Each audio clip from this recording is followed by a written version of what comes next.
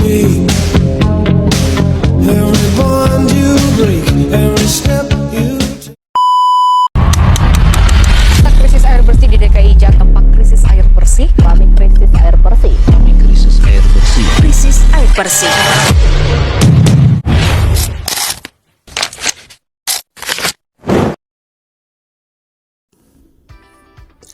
Air bersih merupakan salah satu kebutuhan dasar manusia yang paling sering digunakan dalam aktivitas sehari-hari. Namun, permasalahan ketersediaan air bersih di Indonesia masih menjadi tantangan yang perlu mendapatkan perhatian serius. Krisis air bersih masih sering terjadi di beberapa daerah, terutama pada saat memasuki musim kemarau. Oleh karena itu, upaya menjaga ketersediaan air bersih menjadi hal yang penting untuk dilakukan secara berkelanjutan. Menurut Kementerian Koordinator Infrastruktur dan Pembangunan Kewilayahan pada pertengahan tahun 2025 menyebutkan bahwa sekitar 28 juta penduduk Indonesia masih mengalami kesulitan akses air bersih yang layak minum. Padahal, pemerintah Indonesia telah mengeluarkan Undang-Undang Nomor 17 Tahun 2019 tentang sumber daya air yang menegaskan bahwa setiap warga negara berhak mendapatkan akses air bersih dengan layak. Hal ini dikarenakan ketersediaan air bersih memiliki peran penting dalam menjaga kualitas hidup dan kesehatan masyarakat. Meskipun hingga kini masih terdapat sebagian masyarakat yang belum dapat menikmati akses air bersih dengan layak. Pentingnya air bersih. Air bersih memiliki peranan yang sangat penting dalam menjaga kesehatan tubuh. Air tidak hanya berfungsi untuk mengatur suhu tubuh, tetapi juga membantu mengangkut nutrisi dan membuang zat sisa metabolisme.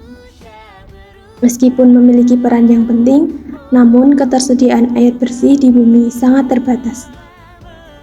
Hal ini ditunjukkan dari seluruh total air bersih yang ada di bumi, hanya kurang dari 1% berupa air tawar yang aman dan bisa langsung digunakan atau diolah untuk kebutuhan kegiatan manusia sehari-hari.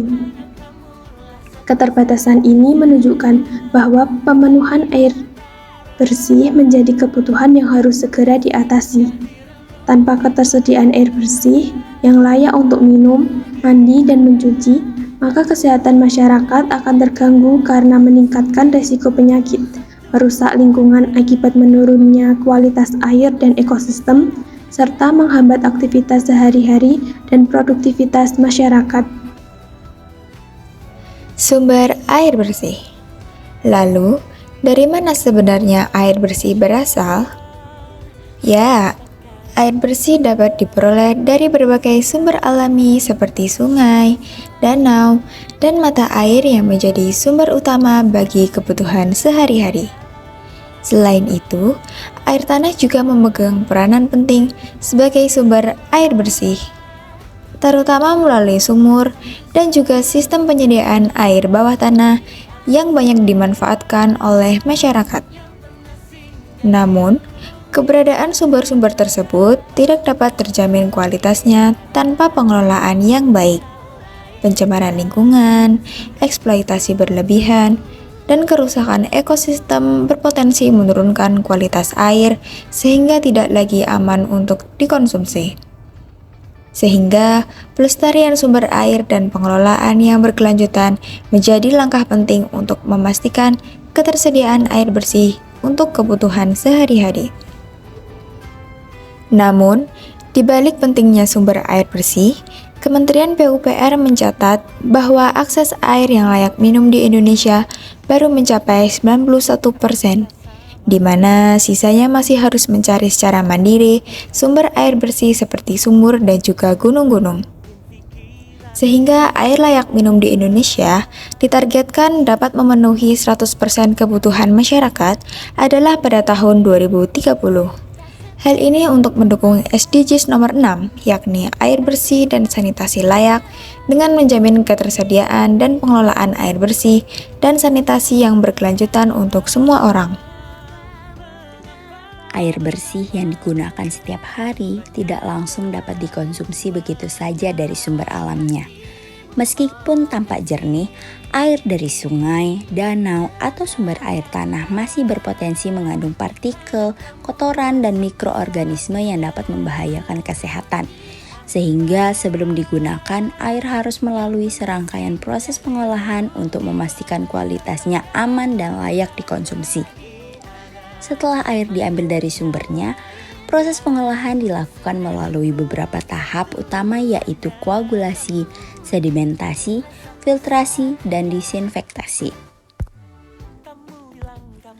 Pertama, tahap koagulasi.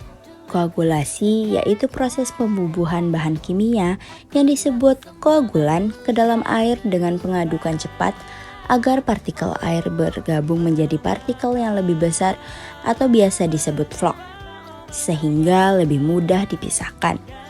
Selanjutnya, tahap sedimentasi, yaitu proses pengendapan.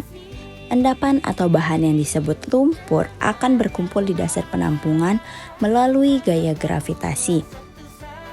Setelah itu, air melewati proses filtrasi, yaitu proses penyaringan partikel atau vlog yang tidak dapat diendapkan pada tahap sedimentasi. Dan tahap terakhir adalah dengan disinfektasi, di mana air diberi bahan disinfektan untuk menghilangkan bakteri, virus, dan organisme berbahaya lainnya sehingga aman untuk dikonsumsi. Manfaat air bersih. Dalam kehidupan manusia, air bersih memiliki peran dan manfaat yang sangat penting. Ketersediaan air bersih mendukung kesehatan melalui pencegahan penyakit seperti diare dan infeksi kulit. Selain itu, air bersih menunjang kegiatan sehari-hari seperti memasak, mandi, mencuci, dan menjaga kebersihan lingkungan. Di bidang ekonomi, air bersih dapat meningkatkan produktivitas karena masyarakat dapat hidup sehat dan bekerja secara optimal. Dengan demikian, pemenuhan kebutuhan air bersih menjadi fondasi bagi kualitas hidup masyarakat yang lebih baik serta pembangunan sosial dan ekonomi yang berkelanjutan. Untuk menjaga keberlanjutan sumber air bersih, diperlukan upaya penghematan dalam kehidupan sehari-hari. Cara sederhana yang dapat diterapkan antara lain menggunakan air secukupnya saat mandi dan mencuci, memastikan keran tertutup rapat untuk mencegah kebocoran, dan memanfaatkan air bekas cucian sayur atau beras untuk menyiram tanaman. Selain itu, memilih peralatan rumah tangga yang memiliki fitur hemat air juga dapat membantu mengurangi konsumsi. Kebiasaan kecil yang dilakukan secara konsisten akan memberikan kontribusi besar dalam menjaga ketersediaan air bersih. Sudah 2 bulan warga Cilincing, Jakarta Utara mengalami krisis air bersih. Mereka pun terpaksa mengeluarkan uang lebih untuk memenuhi kebutuhan air bersih.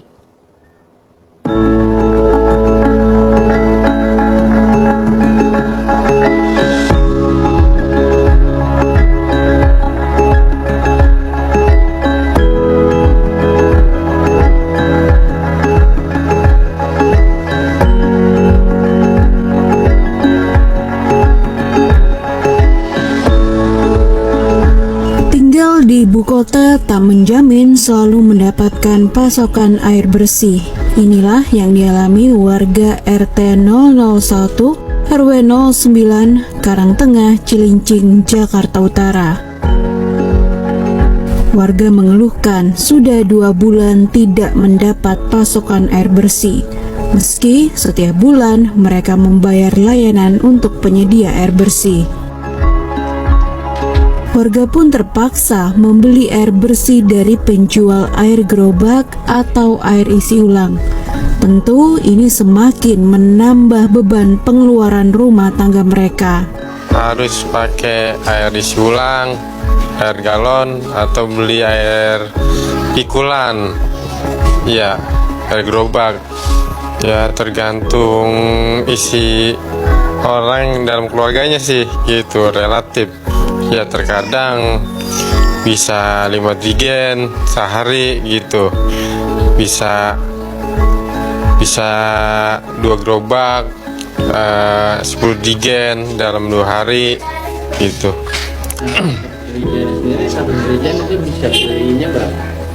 Satu digen itu 3.500 per digen, jadi 2 pikulan itu 7.000 gitu. Nah, kalau air isi ulang ya 5.000, ya lumayan juga kalau dikalkulasi dalam sehari. Untuk mengatasi persoalan krisis air bersih ini, warga sudah melayangkan surat ke pihak penyedia layanan air bersih agar air bersih yang selama ini mereka nantikan bisa kembali dinikmati. Devri Novaldi, Arisandi, JPM TV, Jakarta. Oleh karena itu, mari kita mulai menerapkan kebiasaan bijak dalam menggunakan air sejak sekarang. Ketersediaan air bersih menjadi kebutuhan mendasar bagi kehidupan, sehingga penting bagi kita untuk menjaga dan mengelolanya dengan bertanggung jawab.